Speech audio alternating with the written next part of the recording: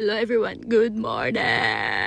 Ay, ito guys, automatic nakaligo na to guys. Hindi na ako nag-video ng yung pa sunod-sunod. Gawa ng malilate na tayo. So, ngayon lang ako naliligo talaga kasi magbibideo. Kasi mag-end my life as a factory worker dito sa Japan. Huy!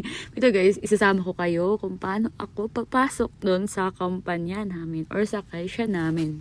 Story time lang guys Dito sa Japan is, hindi sila naliligo ng umaga. Sa gabi sila naliligo. Tapos, pagpapasok sila, parang, half-bath lang, ganyan. Kasi nga, sa gabi na sila maliligo. At hindi din sila lalabas dito sa bahay, pagbasa yung buhok. Parang sa Pinas lang tayo, di ba? Parang tayo lang tayong gumagawa ng ganun. Pero dito, pag lalabas ka, may tendency ka na magkasakit or magkaubo ganun.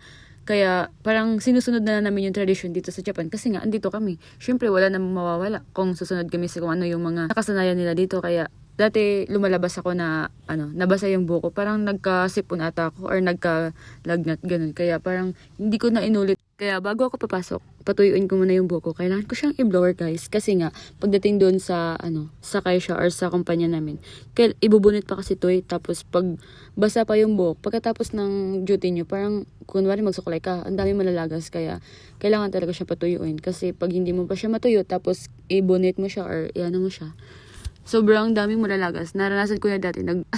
Dumating ako sa point na, hindi ako na-stress sa trabaho, na-stress ako sa buko. Sobrang panot ko talaga nun guys. Grabe. Ewan ko ba kung nakikita na talaga. Or nag-post ata ako, tapos ang dami nag-comment na ano daw nangyari sa buko, ba't ang parang kumalbo ganun. Siyempre, hindi mawawala yung Yo Glow Babe. Yo Glow Babe, baka naman charm ito guys. Food supplement na kasi yan. Tapos, ang dami pa niyang benefits.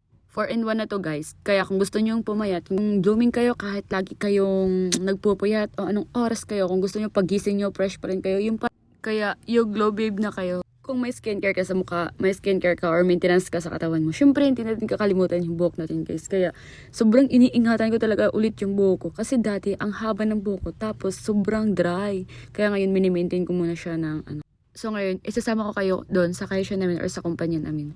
Yan lang, yung everyday kong ginagawa guys. Minsan kasi pag Sabado may pasok kami, minsan naman wala. Kaya one day lang yung sabihin natin or rest day natin ngayon for today's video. Pero okay lang kasi nga pera naman yung hinahanap natin. Pero isasama ko kayo doon sa kaisya. Minsan kasi nag-out kami ng 5 tapos or 5:30. Kaya sobrang taas pa ng oras namin kaysa umuwi agad or kaysa maghiga-higa or magtambay dito sa sa apato. Galing po sa apartment namin, papunta sa pinapasokan kong trabaho is mga 10 minutes lang po ato yung binabike namin. Tapos, ganyan po yung view namin makikita every morning. Kasi nga, yung bukid, tsaka yung yung snow, grabe. Dapat green yung makikita nyo, pero yung snow pa guys, andyan pa. Diyan banda ata yung snow wall. So, andito na ako sa locker. Mag-transform na ako ng mga alipin ng salapi. Huy, alipin ng lapad pala. So, Monday to Friday pala. Iba pala yung uniform namin. Pang Saturday to kasi kakapunto na duty. Parang naggawa ako ng pang content. So, ayan guys. Diba? Parang sakto lang. So, pag nakikita nyo or kilala nyo to, pakicomment nga. Taga Bagongon to, si Melishu. Si Crizel Joy Melishu. Kung kilala nyo to guys, pakimension. Tsaka pakikuha na lang dito sa Japan. Kunin. Sino ka dyan ng Ako po yung ampo nila guys. Kasi nga ako po yung parang naiba lang dun sa table nila. Kasi syempre pinapalipat ako ni Tito Boy. Gawa ng kapitbahay or makabarangay lang talaga namin. Kasi sa Bagungon to sila tapos ako sa Panag, di ba?